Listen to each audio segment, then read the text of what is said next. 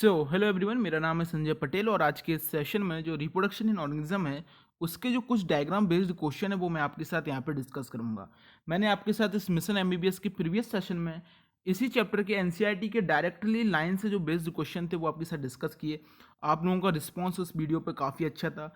जिन्होंने वो सेशन नहीं देखा, डिस्क्रिप्शन में लिंक है, ऊपर आई टैब पर भी आपको लिंक मिल जाएगा, पहले उस सेशन को देखें। आज इसके डायग्राम बेस्ड क्वेश्चन डिस्कस करूंगा और कल इसका चैप्टर को स्टेटमेंट बेस्ड और match the following type question complete करके 100% इस चैप्टर को कंप्लीट करके आपके साथ यहाँ पे खत्म कर देंगे। So the first question is diagram based question में आपके सामने यहाँ पे जो क्वेश्चन है वो क्वेश्चन ये है आपके सामने कि आपको कुछ फिगर्स यहाँ पे दिए गए हैं।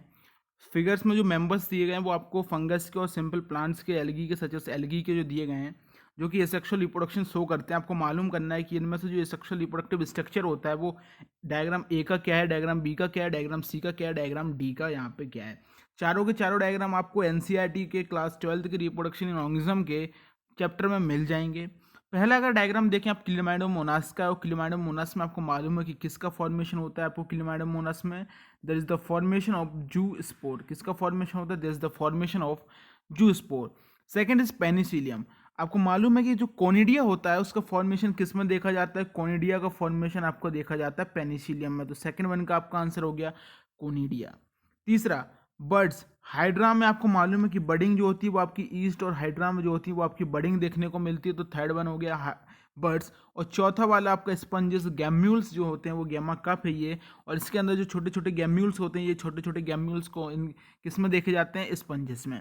तो कह सकते हैं पहले का जू स्पोर, दूसरे का कोनिडिया, तीसरे का बर्ड्स और चौथे का आपका जैम्यूल्स। इस हिसाब से the correct answer for this question is B. Answer is correct. Option B आपका यहाँ पे क्या हो जाता है? करेक्ट हो जाता है। चलिए क्वेश्चन नंबर 53 को देखेंगे। यहाँ पे आपको वेजिटेटिव प्रोपगेशन के कुछ डायग्राम दिए गए हैं।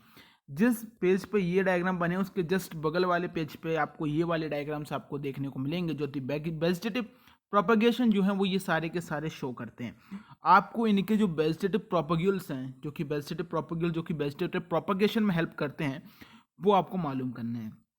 अगर मैं आप ए देखें तो आपको ए जो है वो पोटैटो का है, और पोटैटो में आपको मालूम है कि ट्यूबर का जो फॉर्मेशन होता है वो किस में होता है? पोटैटो में। दूसरा अगर मैं बात करूँ वो जिंजर का एग्जाम्पल है। जिंजर का डायग्राम है बी वाला, और जिंजर में आपको मालूम है राइजोम का फॉर्मेशन होता है। अगर मैं आपसे यहाँ पे एक और क्वेश्चन पूछूं कि राइजोम का फॉर्मेशन जिंजर के अलावा किस में देखा जाता है, तो आपको मालूम है कि rhizome in banana and ginger. तो बनाना में भी आपका राइजोम का यहाँ पे फॉर्मेशन होता है। वहीं पर अगर मैं आपसे बात करूँ ऑप्शन नंबर सी की, तो ऑप्शन नंबर सी आप सबको मालूम है कि ये वल्वेल का एग्जाम्पल है। और ऑप्शन नंबर डी नोट्स आप 100% सभी लोग शेयर होंगे कि adventitious birds in found in the bryophyllum leaf. ये क्या है? ये छोटी छोटी लीफ बर्ड्स। अगर मैं इस हिसाब से आपको ऑप्शन देखूं तो क्या ए वाले में आपको ट्यूबर बताया मैंने, ए वाले में मैंने आपको ट्यूबर बताया, बी वाले में मैंने आपको राइजोम बताया, सी वाले में मैंने आपको वल्विल बताया, और डी वाले में मैंने आपको क्या बताया? Leaf birds. अगर इस हिसाब से अगर आप आंसर यहाँ पे देखें तो आपको दो ऑप्शन मिलेंगे, बल और बल्बिल। अगर मैं आपकी बात करूं बल्ब, तो ये आपका ऑनियन में जो छोटे छोटे आपके निकल आते हैं, जब आप ऑनियन को काफ़ी देर तक रखे रहें तो छोटे छोटे से आपने देखा होगा वहाँ पे ग्रीन कलर्स के जो प्लांट्स के आउटलेट टाइप के निकल आते हैं, उनको हम यहाँ पे बल्ब कहते हैं। और जो आपने अगेव का डायग्राम देखा उसको हम कहते हैं वल्बिल। तो यहाँ पे option number D is correct.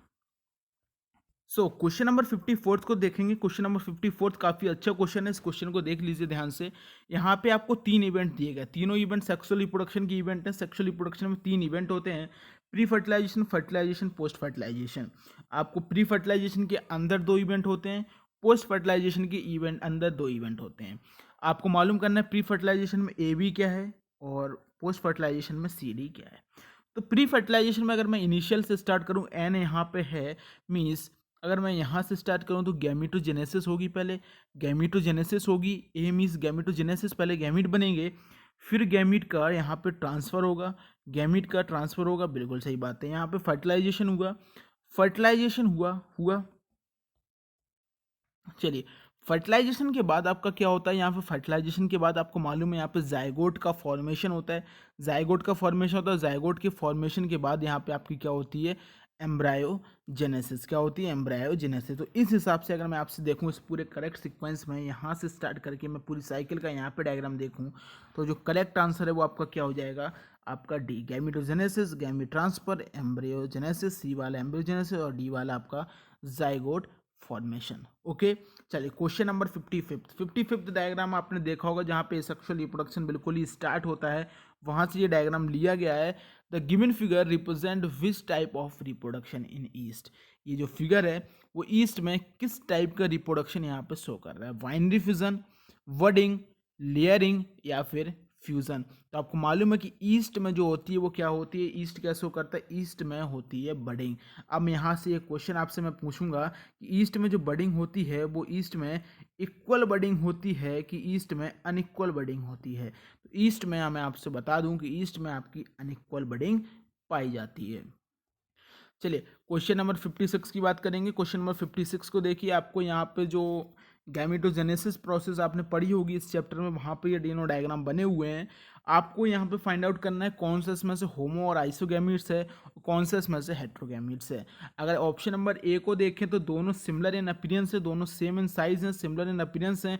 तो क्या इस टाइप के गैमीट को जो सिमिलर इन अपीयरेंस हो, सेम इन साइज हो, हम होमोगैमीट्स या आइसोगैमीट्स कहते हैं? बिल्कुल सही है। चलो पहला आपका होमोगैमीट्स और आइसोगैमीट्स हो गया।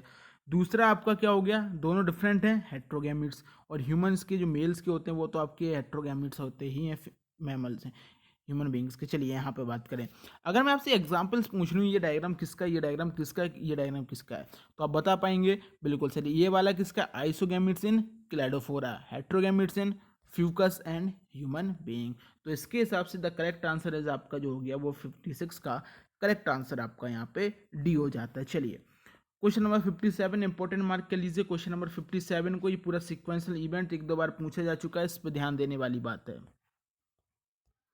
चलिए, तो अगर इस डायग्राम में देखें आपको बाइनरी फ्यूजन जो है वो अमीबा में शो हो रहा है, इसके जो इवेंटल डायग्राम है वो आपको देखने हैं। तो ये देखिए, पहले यहाँ पे एक जो आपका अमीबा का है, पहले थर्ड वन होगा, एक अमीबा है।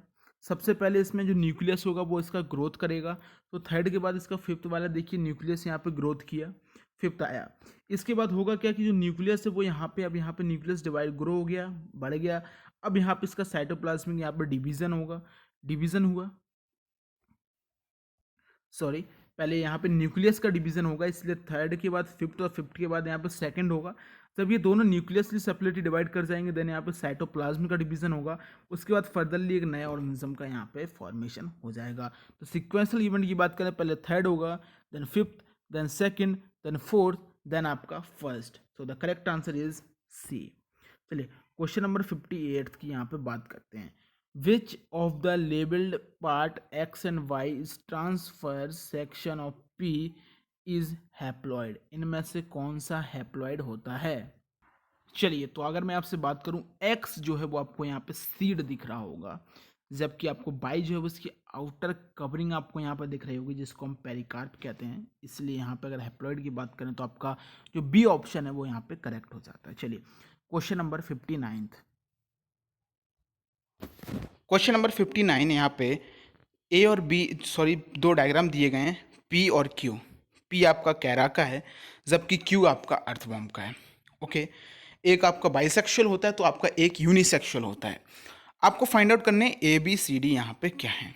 Okay, A B C D their reproductive organ, select the option which correctly identify the male reproductive structure. आपको मेल रिप्रोडक्टिव स्ट्रक्चर्स में से फाइंड आउट करने हैं। ओके, चलिए, तो इसमें एक बात याद रखिएगा, प्लांट्स में कैरा में जो होता है वो फीमेल डोमिनेंट होती है और अर्थवर्म में मेल डोमिनेंट होता है। इससे आपको कभी गलत नहीं होगा, मतलब जो डोमिनेंट होगा वो ऊपर रहेगा। प्लांट में फीमेल डोमिनेंट मतलब ए वाला आपकी फीमेल है, बी वाला मेल है। अर्थवर्म में इसका उल्टा, मतलब सी वाली आपका मेल है और डी वाली आपका फीमेल है। तो करेक्ट ऑप्शन कौन कौन से हो गए, B and C male reproductive parts वाले, करेक्ट आंसर मिल गया, B option is correct option. चलिए, ये जो डायग्राम आपको दिख रहा है ये डायग्राम किस चीज़ का है, ऑफसेट का फॉर्मेशन वाटर हाइकन आइकॉनिया क्राइसिस में आपने देखने को मिला है, ये उसी का डायग्राम है। और अगर यहाँ पे बात करूँ एक्स क्या है, तो एक्स पूछ रहा हूँ, एक्स यहाँ पे एक्स क्या है, तो एक्स यहाँ पे ऑफसेट को रिप्रेजेंट करता है, इसका वेजिटेटिव प्रोपाग्यूल्स। ओके, सो ये थे यहाँ पे डायग्राम बेस्ड क्वेश्चन।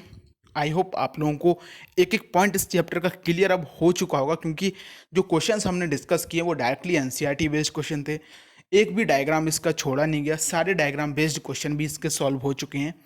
अब match the following type question मैं आपको एक आध दिखा देता हूँ। देखिए, जैसे कि ये रहा, butterfly crow, parrot, crocodile life span को मैच कीजिए। अगर मैं बटरफ्लाई की लाइफ स्पैन की बात करूँ तो 1 to 2 वीक्स होती है। क्रो की बात करूँ तो 15 ईयर्स होती है। पैरट की बात करूँ तो 140 ईयर्स होती है। क्रोकोडाइल की बात करूँ तो 60 ईयर होती है। तो ऐसे काफ़ी सारे इसमें मैच द फॉलोइंग क्वेश्चन हैं। ऊपर स्टेटमेंट बेस्ड क्वेश्चन है। ये दोनों के टाइप के क्वेश्चंस नेक्स्ट सेशन में डिस्कस कर चैप्टर कंप्लीट करेंगे। Sexual reproduction in flowering plants में डिस्कस करेंगे। यहाँ पे सेशन खत्म होने से पहले मैं एक दो पॉइंट क्लियर कर देना चाहता हूँ। एक स्टूडेंट्स ने का कमेंट था कि सर आप पहले क्लास 11th का कंप्लीट कर लीजिए। तो डियर स्टूडेंट्स, वो क्लास 11th का जो प्रयत्न सीरीज़ चल रही थी उसका एक स्टूडेंट्स ने मेरे पास पीडीएफ भेजी है। कल से वो स्टार्ट हो जाएगी। सेकंड थिंग, एक स्टूडेंट्स है, मैं उसका नाम नहीं लूँगा, इस सेशन पर इसका जो प्रीवियसली सेशन था उसने एक कमेंट किया था। डियर देखिए, अगर आप मेरी न्यूज़ की कोई वीडियो पे कमेंट वो करते, मैं समझ सकता था कि आपको पसंद नहीं आई। क्वेश्चन वाले पे आपने वो कमेंट किया, मीन्स आपसे किसी ने कहा है कमेंट करने को, तो कंटेंट देख के यहाँ पे आप कमेंट करें। अगर आप क्वेश्चन वाले सेशन पे ऐसे कमेंट करेंगे तो मुझे मालूम चल जाएगा कि आपसे कोई कह रहा है मेरी वीडियोस पे कमेंट करने को। बाय द वे, आप मेरी वीडियो देख रहे हैं, अच्छी बात है। अगर आप लोगों को ये सेशन पसंद आया हो तो लाइक कीजिएगा, चैनल पर नए हैं सब्सक्राइब कीजिए। Thank you.